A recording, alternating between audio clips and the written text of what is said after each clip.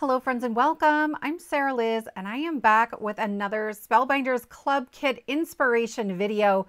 This one is using my free printable with sentiments that coordinate with those kits. I released this earlier in the month for my subscribers and it's part of our emergency card kit series. So there are circle sentiments and then page 2 are the same size sentiments without the circle. We have rectangle sentiments, strip sentiments that are about 1/4 inch, and then there's 4 different fonts for those. If you like the idea of free printable sentiments, I have an entire series of emergency card kits, and I will link to that playlist below and at the end of this video. This kit also includes sub-sentiments that go with the small die of the month, since it has a bunch of large word dies, and I just couldn't keep from making a bunch of puns to go along with them. Also, for the first time, I have reverse sentiments available.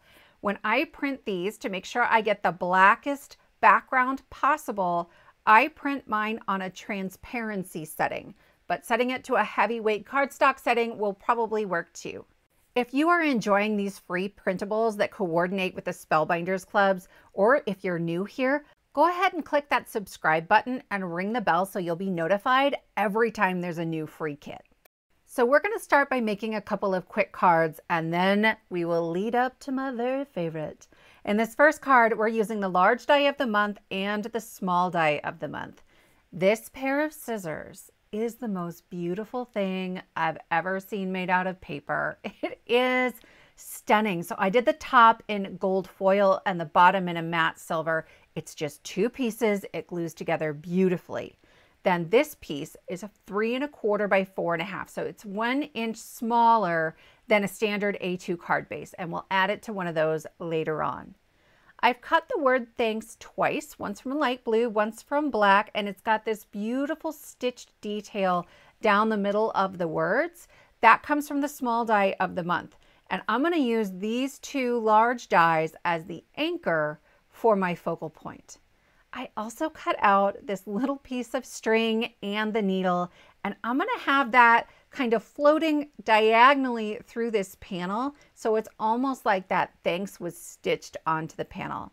I'm going to add tiny little dots of glue all over the back of the string and the needle. And then I like to tap those off on the back of my hand just to make sure I'm not going to have glue oozing all over my panel and making it look kind of mucky.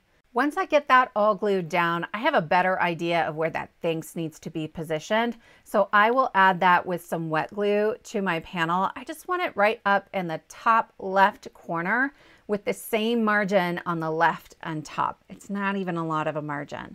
I'm going to wait before I secure my scissors because I want to bring in some other small pieces from that die set. So I have 2 buttons and a thimble. You guys, the details on these are stunning. You have all these little pierced details on the thimble. There's some pierced and debossed details on those scissors. Once I set those on my panel and I know where I want them, I'm going to use my sticky mat. I just put it in the bottom left-hand corner of my panel, pick it up with my pieces attached, add glue, and then I set the sticky mat back down in the bottom left-hand corner, and they're perfect every time. I didn't pick up the scissors that way because they, A, weren't perfectly placed, and B, I don't like to put sticky things on top of foil cardstock, right? The matte silver isn't as much of a problem, but every now and then a piece of removable tape or my sticky mat will sort of gum up the look of a foil cardstock. I'm going to add a sub-sentiment to this, and so on this page there are tick marks running down each column, and I'm trimming it so that you can see the tick marks on both sides. Then I just line up the tick marks in my trimmer and I know that I'm cutting it straight every time. My printer doesn't always print straight, so that's one way for me to make sure it looks really good. They're about 1/4 inch, and so I'm going to add a little glue and then mount that onto a 3/8 inch strip of black cardstock. I'm looking for the same margin on the top, bottom, and left. Then I'll take it to my trimmer and just cut off little slivers until the margin matches. For my background, I'm keeping it really simple. I ran this piece of lavender cardstock through the 3D embossing folder of the month. It's got a bunch of needles and some strings, and it's beautiful, a lovely emboss. Then I added some Lazy Girl foam tape. It's 2 inches wide to the back of my panel, which made it quick and easy to add to my card. And then I'll add my So Much into this tiny little space that was available on my card. All that's left to do is to add that to my card base. It's an A2 top folding landscape card, and that will finish it up. You guys, it's really quick and easy. Unlike some of the other large die of the month kits, this one has a bunch of pieces that don't need much assembly at all, and I love that for some really stunning easy cards. On this next one, again, I'm using the small die of the month, and then I'm going to bring in a few other pieces. So this is Kitty Hugs. This came out last summer. You guys, it's already on clearance, and it has this beautiful ball of yarn. There are some yarn and knitting sentiments in the emergency kit, all right? Then this is the 3D embossing folder from last month. If you watched those videos, you know that I was like, this is it. If you get one kit, get this one, because it is so classic. It's called the classic backdrop, and it's perfect for any card. Next, I have that same size panel, okay, 1 inch smaller than my A2 card base, so 3 1/4 by 4 1/2. And I'm just arranging my balls of yarn. I'm trying to make sure that the string that hangs out of one side isn't always going in the same direction. Once I get everything where I like it, again, I'm grabbing my sticky mat. I swear, this is my most used craft room tool these days. I'll lay it down in the bottom left-hand corner, and then this is a little extra. This was entirely unnecessary, but I'm using mint tape. It's like Post-it tape to mark the edges of that panel. I don't want glue all over my black mat that I'm crafting on. It's getting kind of messy anyway, and I'm avoiding having to clean it with a scraper. So this will tell me where I can put my glue and where not to. Anything hanging off the edge of the sticky mat or over top of that mint tape isn't gonna end up on my panel. So little dots of glue on the ends of the balls of yarn, a fair bit of glue in the middle, and then I'll lay it right back into the bottom left-hand corner. It doesn't matter what corner, right? As long as it's the same corner. At this point, I know that it's the bottom left, but you should have seen me when I first started using this sticky mat. I have an emergency card kit from December, maybe November, where I picked it up and then I couldn't remember which corner I had started from. And when I went to put it back down, it like glue and all, it was absolutely not where it had been before. The card turned out beautifully. It was a wonderful, happy accident, but anymore, I know it's got to be the exact same corner every single time. So I'm creating a drop shadow again here. I'm just putting the black shadow down and to the right. It's the exact same die cut. I set that sticky mat aside to let the glue have time to really dry a little bit and grab on, because it's a new mat and it's still super sticky. If I try to pull it up too soon, it's really high maintenance and I got to get my fingers in there and like press everything down, and I don't want that. So if there's other steps I can work on my card, I do that instead. I'm arranging my Happy For You, just seeing how they fit. I am a font nerd. So what I love about this is the way the top of the F is on the same level as the descender, the bottom piece of the P, right? And they sort of nestle together. It's like a little puzzle. And it just makes me so, so happy. I can't even tell you.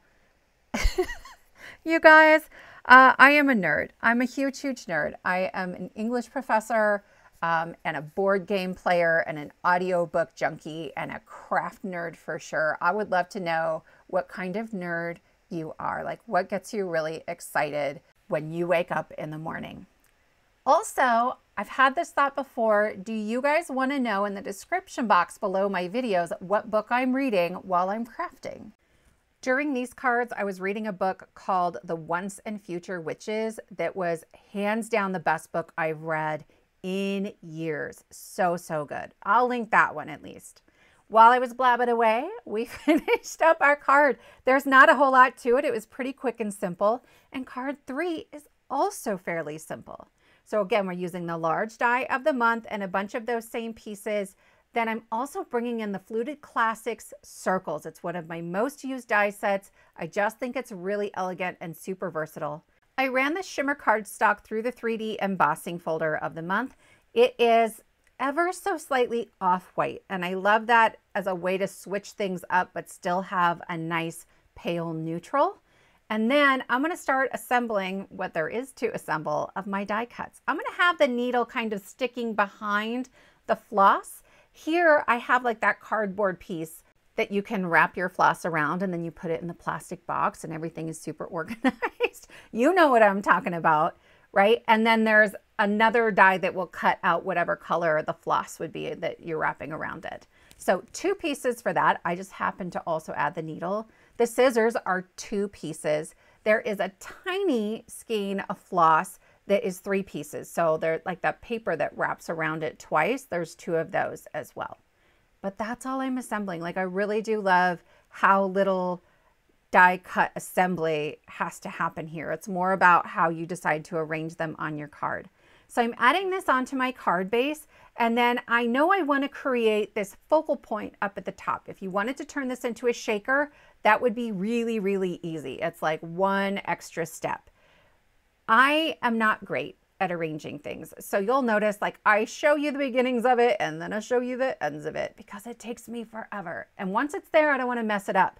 This one isn't a rectangle, so I don't know where to put my sticky mat.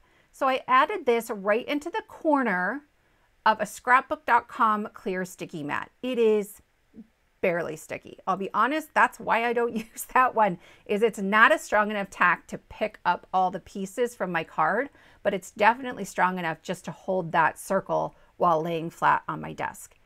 And it gives me a corner, so I can pick up my pieces, add my glue, and then lay it right back down, and they're going to be on the circle in the same place where I picked them up. Back to our emergency sentiments. I am trimming this right down the middle, so I have tick marks on both sides. I want it touching the edge so I can see them on the blade of my trimmer, and then I'll start cutting out my sentiments. I like to cut from the short side and leave that header at the top on there so I have something to hold on to as I get to the end of the sentiments. If I get to the one I want, I quit cutting because I think it's easier to look through what I have when they aren't cut apart. Then I'm taking my 1/4 inch sentiment strip and mounting it on a 3/8 inch strip of purple cardstock that matches my circle. And I'll just trim little slivers until that last margin is the same. Honestly, you could use something bigger than 3/8 of an inch, right? If you don't like eighths or whatever random scrap you found on your mesk, that'll work too, right? Just make sure the 3 margins are the same to start with, and then you're trimming up the 4th one. I'm definitely putting the scissors on the front of this card. There was no way I wouldn't. And so I'm being pretty careful to cover the entire back of those scissors because I'm putting it onto a card base that has a lot of texture. It might have been prudent to add another layer of cardstock behind those scissors, like cut it twice so that it would adhere better, but I just couldn't be bothered, right? Some days I'm all for it, and some days we're gonna finish the card. I am layering up these 2 pieces because I'm putting foam tape behind it, right? It doesn't matter that the back one's purple. Any color would be fine as long as it's not gonna draw attention to itself. But there are little tiny cut marks that create that fluting, and sometimes I can feel that tackiness through the fluting when there's foam tape. So that's why I doubled it up. Then I have some really thin black foam strips. So I used 2 of them. I put them all around the outside edge. If you wanted to make this a shaker, you would have added a circle of acetate before the foam tape. Then I like to pick up the circle in my fingers so I can sort of line them up with my fingers before the cardstock and foam tape ever touch. And then I get a really nice, neat finished product. I'm going to add this onto my card base using some wet glue, and I want to make it so that the thimble looks like it's resting flat on a table or something like that. That was sort of how I knew to arrange everything. I added that same foam tape behind this sentiment, and I'm just going to let it overlap my scissors. I wasn't sure here how high I should go. In the end, it's covering up one of my favorite parts of the scissors, so you'll have to let me know. Should I have put this up higher so you could see more of the scissors, or go for balance, which is what I ultimately did. And then this is our final card. It might be my favorite. You guys, as soon as I saw this die set, I knew this is what I wanted to do with it. So I am taking my pencil And I am connecting the cut lines towards the bottom, and then I'm drawing like a squiggly line where I want my liquid to be, my lemonade. On the bottom, I am rounding from the cut lines over to the sides. I'm only going to cut out where I want the lemonade to be because I'm making a stencil. But you could use this same idea to create a shaker card, okay? Really and truly, there are a lot of pieces already missing. So right now, I'm just taking my scissors, sticking it inside of those cut lines and connecting the cut lines. You can see how much is already gone. I have to draw it in with a pencil. I cannot cut things freehand to save my soul and end up with something that, that looks appropriate. With a pencil, I know exactly where things go. I don't know where the disconnect is here, but this is what I do. And then I will flip it upside down or right side up, depending on what gives me more room for my scissors and my hand. Then I'm just kind of making this squiggly line across the top. I know, science, it probably wouldn't be like squiggly floating in there, but I think visually it's more interesting. So there's my bottom. That's going to be how far up the lemonade goes in my jar, and I'm just going to use some removable tape and add it all around the outside. I am using appropriately squeezed lemonade Distress Oxide ink, and I am pulling from the outside towards the middle. The edges of that stencil are very thin, so I didn't want to pull from the inside out and then accidentally have it move, and I've got lemonade where I don't want it. I didn't want to have to do it over. That's it. And then I can pull it away and I have a jar of iced lemonade. We'll pretend like there's ice. So much of it gets covered, you would never know. At the top, there is a little debossed line where the pin cushion is. I'm just going to cut that off. It doesn't even need to be pretty because you're not going to see it. There is a jar lid right here. It just looks like a normal jar now instead of looking like a sewing jar. Maybe a little premature putting that lid on, but it's actually going to help me visualize things later, so I'm fine with it. This is the corrugated 3D embossing folder, and I love it, but you have to wet your cardstock. It's such a deep emboss. In fact, I embossed 3 panels, and the first 2 cracked so badly, even with my baby wipe method, that I like hosed that thing down. It was rather wet. Okay, so of note, beautiful embossing folder, really, really versatile, but wet your cardstock, especially if you're using like 100-pound or 110-pound. This guy is going to be our straw. So I have a little strip of a shipping label because I have tons of them. They're coming out my ears. And I started slightly at an angle. I just grabbed a bunch of black and white strips from my strip box. If you've been around, you know, anytime I have like the ends of a piece of cardstock, I run it through with my strip dies. And that way they're all the same size and I'm not wasting my cardstock. To cut the straw, I'm using removable adhesive and I'm just adding that onto a piece of cardstock so I can straighten one edge, right? The cardstock is all the way down at the bottom. I'll straighten the edge and then I'll move it over. It's maybe a 1/2 inch and that will finish it up. I love the shipping label. It is just tacky enough that it will hold everything securely, but if you're careful and you don't press down too hard, you can move things if you need to. I'm adding another piece of cardstock behind it because otherwise the straw is really flimsy because it's like printer paper, that shipping label, right? And it's going to hang out of the top. And I was worried that some of it might not have the support it needs if I didn't put more cardstock back there. Then I am using the lemon zest die. So the lemon zest die and Kitty Hugs, the one with the ball of yarn, are both on clearance right now. I don't know how long they will last. There was a good 8 months where this lemon zest die was not available. It sold out during one of the warehouse sales and I thought it was gone for good. So I was so pleased to see that you can get it again. It comes together really easily, right? There's a second piece to the leaves and then on the back, I'm gonna go ahead and stack this up. I wasn't sure if I wanted all 5 leaves for my lemons. So I did one where I cut a leaf off.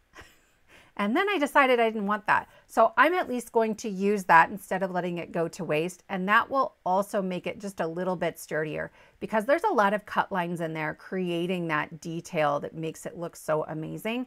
And tiny pieces of it are going to hang off of that pink cardstock. So this makes it just a little bit sturdier and the wet glue makes it pretty easy to get everything lined up and put together. For the details on the lemons, there are little holes in there, and I don't want you seeing pink and blue cardstock through the holes. So I didn't like the lighter lemons. I wasn't sure what color I wanted at first. So again, lest they go to waste, I will just sort of do a little hack job here and cover up those holes on the backs of the lemons.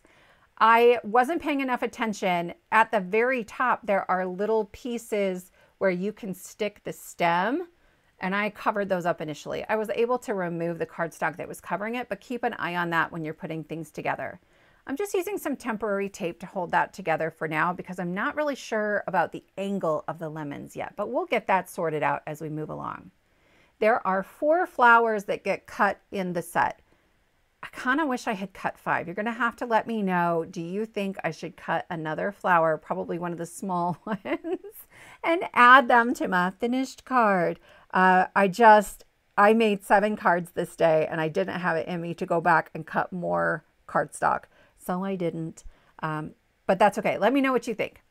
I'm going to add my straw inside my jar. I want it resting kind of at the bottom, and then I'm just going to eyeball it and cut off the top of that straw. It worked out great. Then I've added a little bit of foam tape on the jar lid where I don't have the straw so that this doesn't look all bumpy and wonky when I go to add a second jar lid on top of that. Then I'm going to add this whole thing onto the pink cardstock. It's not attached to the blue cardstock yet. And in fact, when you look at the final card, you're going to see a layer of black trim around that pink cardstock. After I was done filming and I had taken photos, I was looking at them and I was like, you know what? I want a layer of black around that. So I used my heat tool to loosen up the adhesive on my foam tape and very carefully peel away that pink layer. The pink layer is 4 inches by 6 inches. And the black layer I add later is 1/8 of an inch bigger. So it's 4 1/8 by 6 1/8. This is 1 millimeter foam tape. It's 1 inch wide from scrapbook.com. I didn't want to try to glue this flat onto that corrugated background. There's so much texture. So just that little bit of foam tape, again, 1 millimeter is about half the height of normal foam tape, but it evens everything out and makes sure that it looks level. Then I'm going to arrange my lemons kind of where I want them, and I will grab my sticky mat again. I think it's every card this video, and that doesn't always happen. When I pick them up, then I can add glue behind that second lemon. It's got its own freestanding stem, so you can stick it wherever you want. Then I'm also removing my highlighter tape so I can put some glue back there. Just make sure that everything is well connected and I'm not going to run into problems. Then I will add glue all over everything. I know anything that's sticking out to the right of that sticky mat isn't going to be on the pink cardstock, so don't add glue there. However, there's a little bit of foam tape behind that silver lid. Remember, it was 1 millimeter foam, right? Super thin, but I'm just going to go ahead and add a few little squares of 1 millimeter foam under the leaves that weren't supported very well. And then I'll add little dots of glue to add my white flowers. Some of these have a little stem, and so I'm just tucking them in amongst the other pieces so they look like they're connected to the rest of this plant.